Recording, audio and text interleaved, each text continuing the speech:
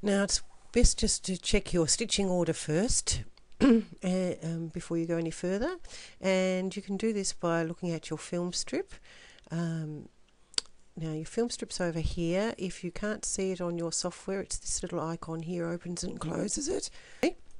So if I click on that, it disappears. If I click on it again, it reappears, and you can either see it in showing the individual objects as I have here, or you can show the different color blocks just by clicking on this little icon here.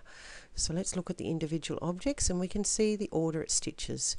Now that's pretty logical because we've got the purple underneath the dark pink, and then we've got this purple for the top bow on top of the dark pink but underneath the light pink, and then we've got these ribbons underneath the knot and the light pink of the bow.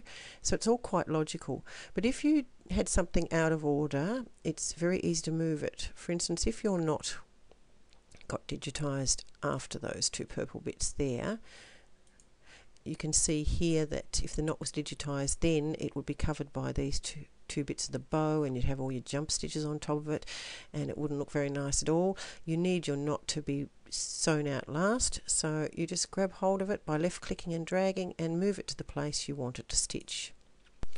Okay, so I'm happy with the stitching order, but I'm not real happy with my jump stitches, and so I'm going to have a look at how they're formed. And so the first thing we need to do is select the first area that's going to stitch, which is the top one. And let's have a look at the Reshape tool, and we can see where the object starts stitching from the the green diamond, and where it finishes at the red cross. So what will happen is the machine will start stitching here and finish stitching here, and then it will jump from here to the next object, and the next object is this one here, which is going to start here. This is fine because it's jumping from the top here across here, not crossing any other objects, and then stitching there. So that's a jump stitch which is nice and long, easy to trim, and doesn't get in the way of any future objects, so it could actually be left till the end before you trim it. Some people are good and trim every jump stitch before they continue stitching, but it does save a bit of time if you can leave them till the end and trim them all at once. So if you can arrange that, well and good. Now the next area to stitch is the dark pink here, and because it's a change of colour, there's not going to be a jump stitch from the purple area here to the pink, and it's going to start stitching here and finish stitching over here. Now the next bit that stitches is the other dark pink, and that's going to start here. So we're going to have a jump stitch from the finish here across these pieces to the start here of the second piece. Now that's a bit messy because it's a darker pink than this one, so if you don't trim it, it'll show through, and it's also going to be difficult to trim this last little bit at the end too. So what I'm going to do is move the jump stitch, and I can do this by moving my start and end points. So what I can do is move this end point up to here, okay, and press enter. And if I move my start point of the other dark pink, whoops, sometimes you grab the wrong one, don't worry, just grab the right one, move it to where you want it, and then put the end point back where you got it from. Okay, so now I can press enter, and I've got my dark pink jump stitch running straight across here, a nice long stitch that can be trimmed at the end and isn't going to interfere with anything else.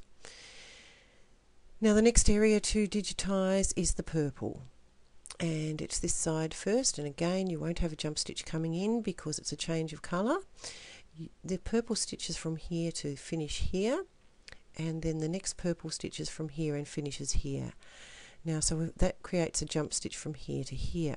Now we can avoid that jump stitch having to be trimmed at all, I think, because it's being stitched over quite heavily. So what we can do is go to this area here. Now I'm going to zoom in so you can see this clearly.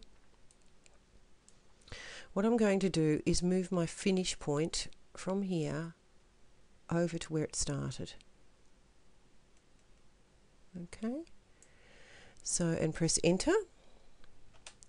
Now what will happen is my start point is over there, so it's going to jump from the finish here straight underneath the knot over to the start point here, and because it's the same colour as the knot, it's not going to show through, so that's avoided one jump stitch altogether.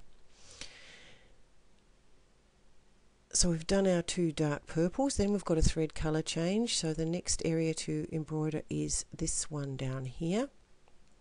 I'll just scroll down, so it's this part here, and I'll zoom out a little bit so you can see the whole piece.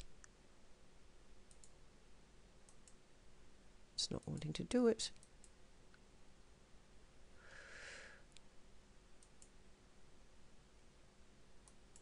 That's better.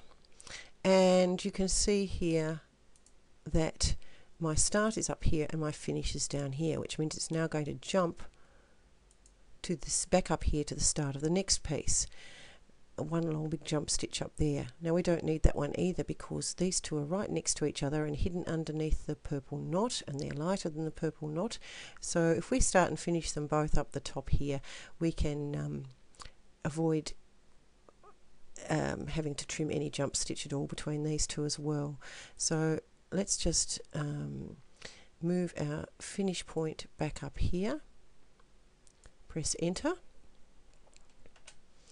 Now if I go to view by colour and just look at the light pink only that we're looking at, go OK and zoom right in there, I can show you just how tiny that jump stitch is. Can you see that little tiny stitch running from there to there?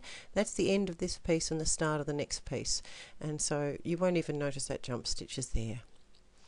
Right, now while we've got that purple out of the way, we'll continue on with the next piece, which is this one here, and I'll go to the reshape tool.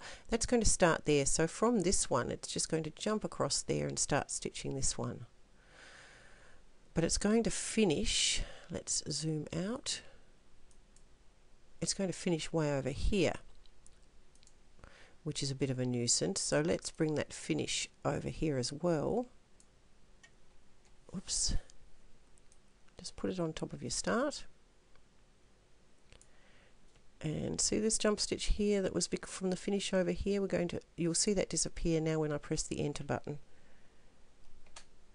So that jump stitch is gone. It's now gone from here to here to start this piece here. So again, we've got a little jump stitch underneath the knot.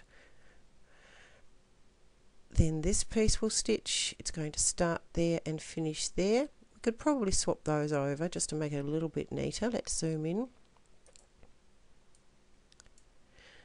So let's move the finish over this side and the start here, and press enter. And the next piece that embroiders is the right hand side of the front bow. So it's going to jump over to there and then it'll jump back to this left hand side. So let's swap these two over to save another jump stitch.